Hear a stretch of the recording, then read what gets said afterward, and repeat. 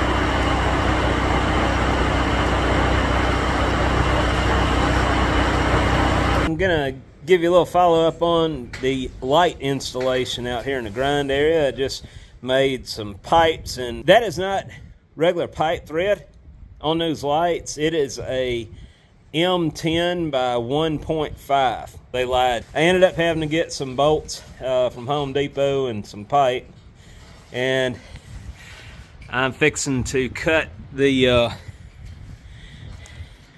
angle here. This one has seen better days, and I'm just going to cut some little pieces, probably about 2 inches wide, and I'll cut 4 of them, and then on one side I'm going to slice off 1 inch, and that should allow me to just weld my pipe flat to this, and that 1 inch on the angle should keep me fairly plumb. Now, I'm not shooting for seconds of a degree, let alone minutes. I just want to get these things where they're rigid up there.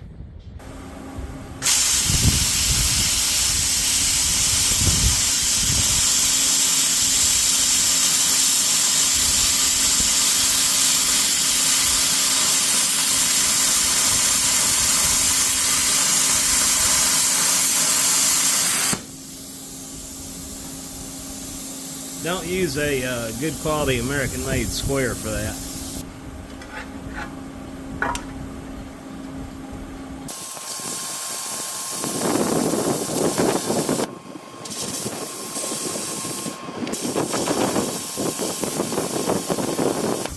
I'm running at 35 amps, which is more than enough for this. I don't want to over gouge it.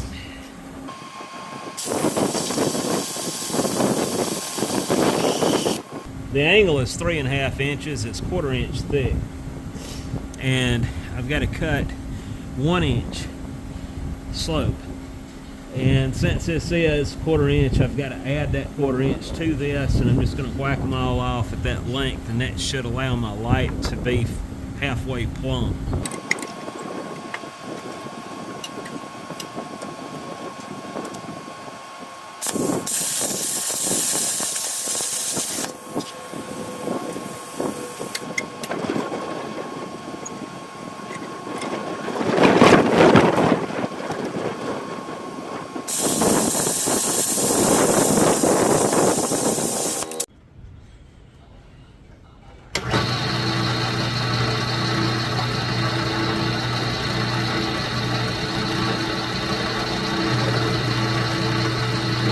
Oh, you get it.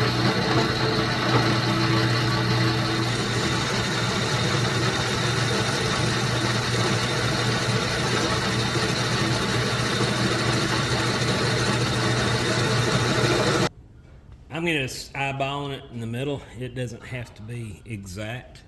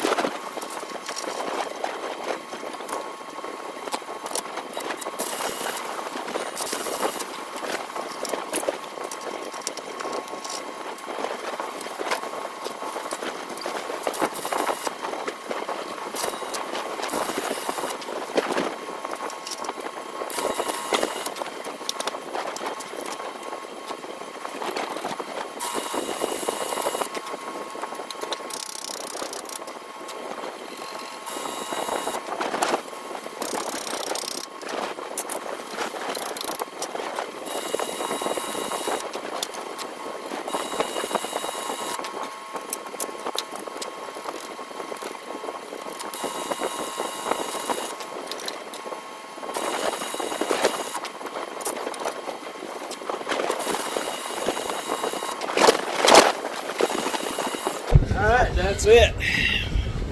We're ready to start. I'm not going to be cleaning these up and grinding them and making them look pretty. These are going to be 25, 35 feet up. I'm not worried about what that looks like. But I can guarantee you it'll hold that light fixture.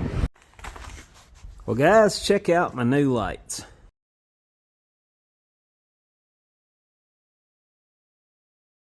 These things really work well. We got a storm coming tonight, so I got these up just in time. And if you look, you'll see the way I got these fastened. That screws on to the side of the rafters, and that keeps them pretty much plumb, straight up and down. But I can't tell you how excited I am to have these. I have been complaining about my visibility in the evening times, and then at dark it's gotten so bad I can't get any grinding done. I'll mess up castings. This changed everything, and the way I have these positioned, there's no shadow out here anywhere. I mean, I've got good visibility, good lighting all the way around everything. Thought I'd just show you all that. I'm not going to show you any more of this stuff till I clean it up. I didn't realize how rough it's looking out here. The grind area kind of gets away from me.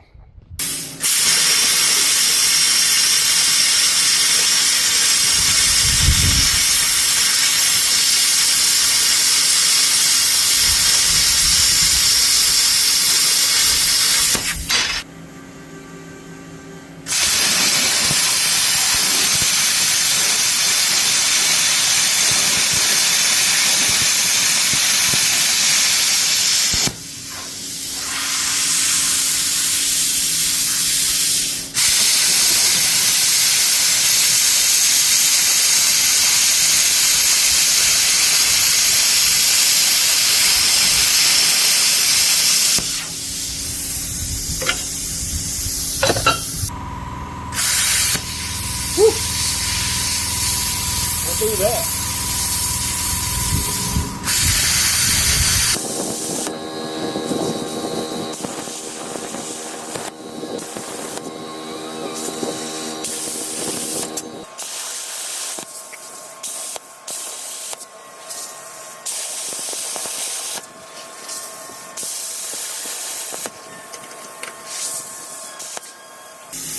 I am loving this thing.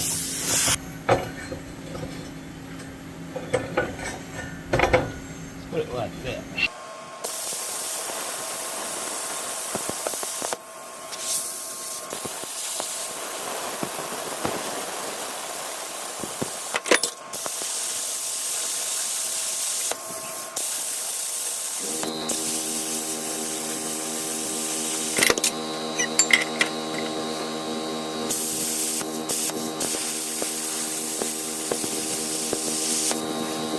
The best thing I like about this is I can follow the contour with my cut, unlike with a cutoff wheel.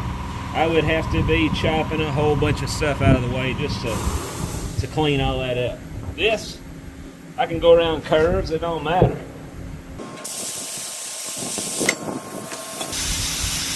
Now on these, I'm just gonna knock them off. I don't want to take a chance of cutting into the background here. I'm not that good yet.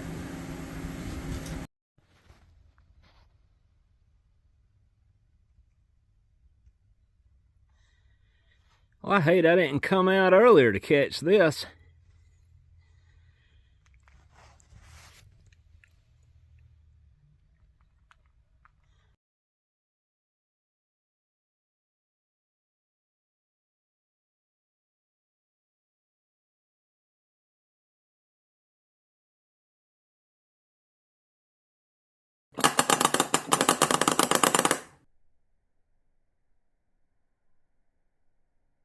So we're here at the Max Spindle Sander, the one that was donated to Windy Hill Foundry by Mr. Larry Schweitzer. And I don't show you every time I use it, but we have a project here today that I'm going to have to touch up. This is a bolster, a wall bolster, wall washer. It's got all kinds. They call it a Pattress plate, the customer does. And we round one of these up, sent it off to them, got approval, so they got to have 6 more now. And on the first one, it pulled perfect. But the inside here is breaking off on me, and I'm having to put screws in it. The first one, I had no problem with. I don't know why I can't get it to pull the second, third, through the 7th time. So I've already started going into the inside, trying to true that taper up. And I set the angle of the machine right here. And until I got good cleanup from top to bottom. And I didn't have to take off much. But you can see how much that angle changes as I go around. And I'm not going to take too much more off. I'm pretty happy with, as long as I can get this down, we're good. I'm not going in the direction of the cut. I'm going against it, climbing if you were machining. And that helps me go very easy on the depth of the cut. And the way I have the table tilted, I'm keeping the sanding action at exactly the 6 o'clock position. If you start weaving a little to the left or the right of that, you start developing it, you change your angle. That worked pretty good, but there's still some areas down here where it didn't hit, and that has me concerned.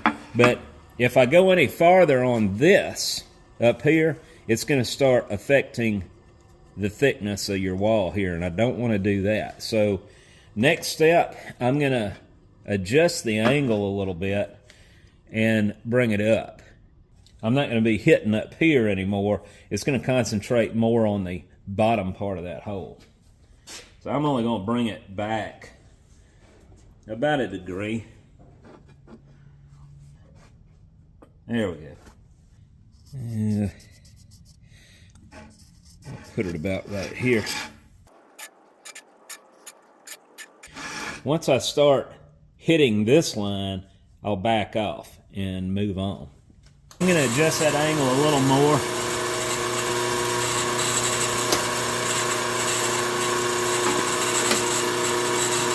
Alright, let's still got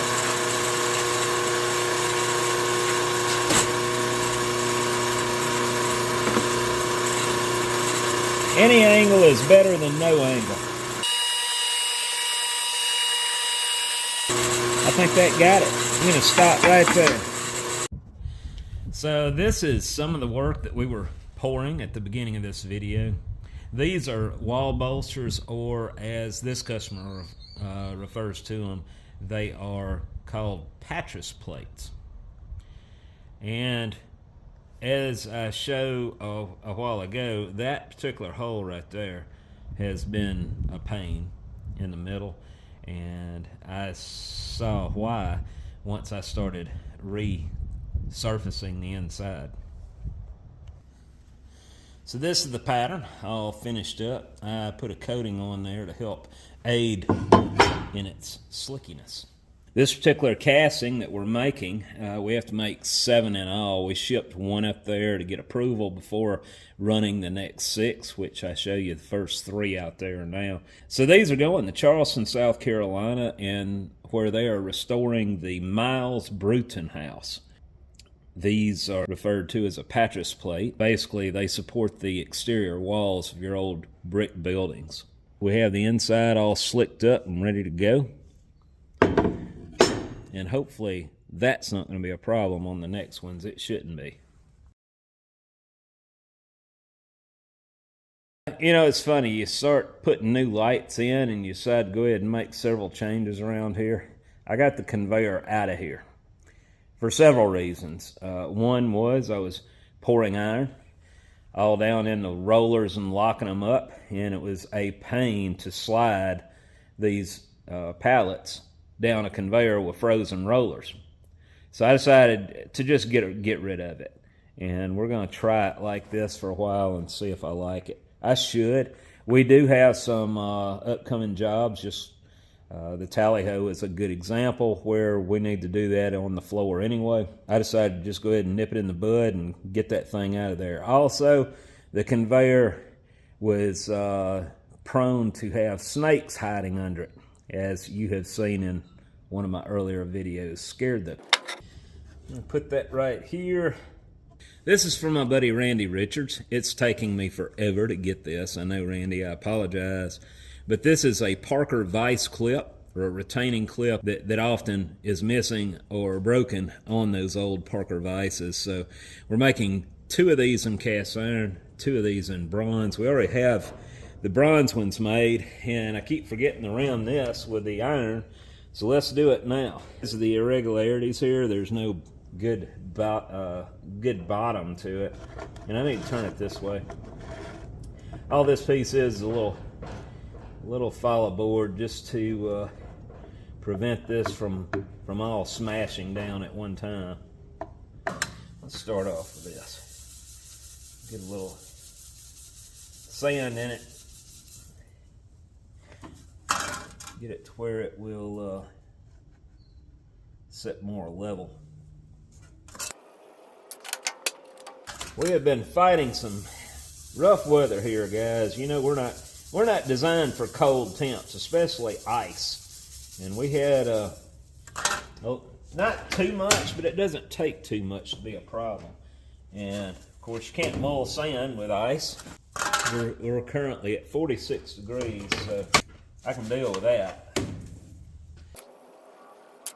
I'm not going to worry about the side walls on this. I'm just trying to get a little sand, a little of the finer grain sand on that. Try to lock it down better with this gray. We'll get these jobs out of the way, and then I'm going to be able to focus on that capstan and get that out of here. Where's the top of the pattern? That's top. Let's go ahead and flush this out before we ram it.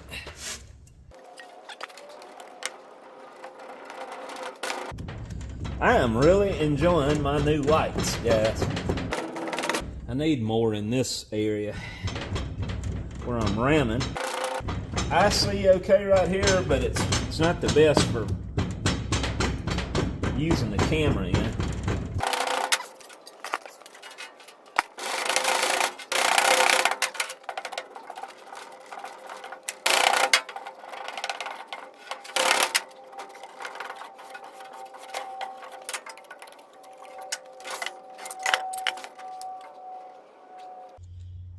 I may not need it, but it won't hurt.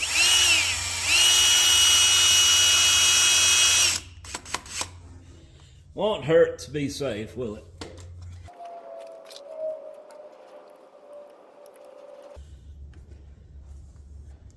I'll just slit this down.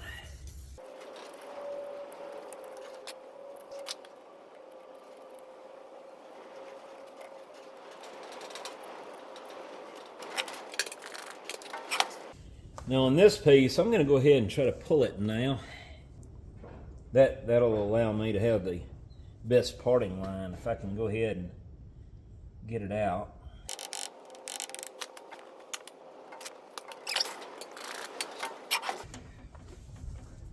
That'll work. I'm going to try to position this back down in there. Cover my holes here. Sounds like it's raining. I'll put my trap right here. Not really that worried about the back side. This is going to be cemented to the wall. I'll run their bolt through it.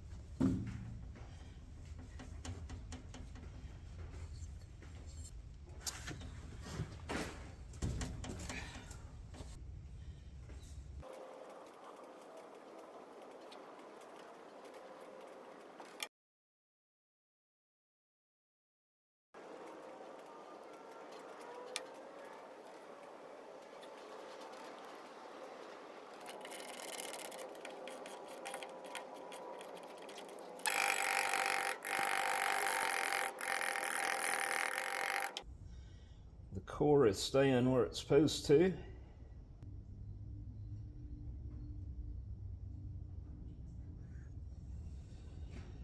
And I lost another corner. That's another reason you do not want sharp corners there. It's okay, I'm just gonna have to grind it out. So we're done with this half.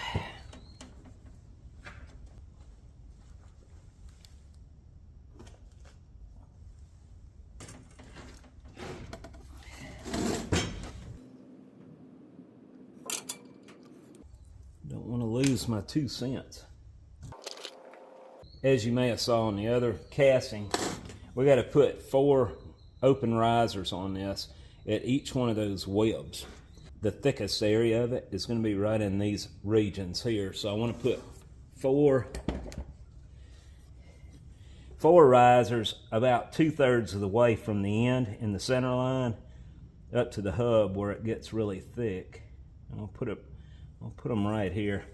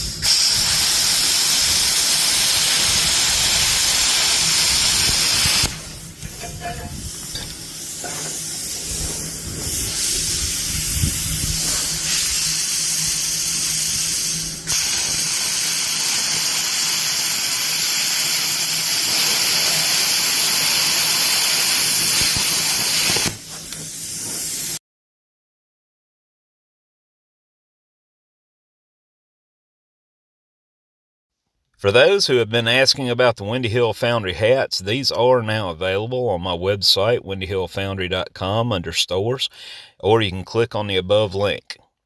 These are on the pricey side, but keep in mind the shipping is included. Have a good day.